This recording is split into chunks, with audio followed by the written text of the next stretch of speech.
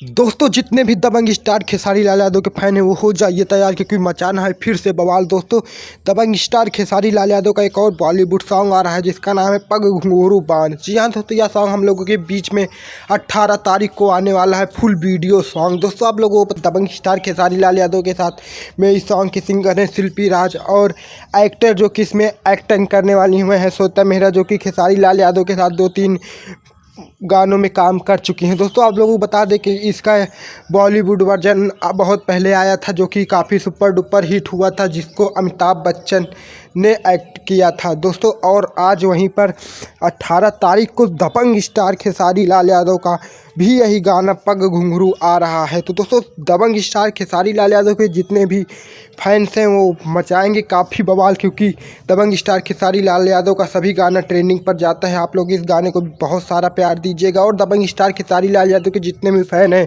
वो हमारे चैनल को सब्सक्राइब कर लें, क्योंकि हम अपने चैनल पर दबंग स्टार से जुड़ी छोटी से बड़ी न्यूज़ आप तक पहुंचाते हैं। मिलते हैं नेक्स्ट वीडियो में। जय हिंद, जय भारत, जय भव्य समाज।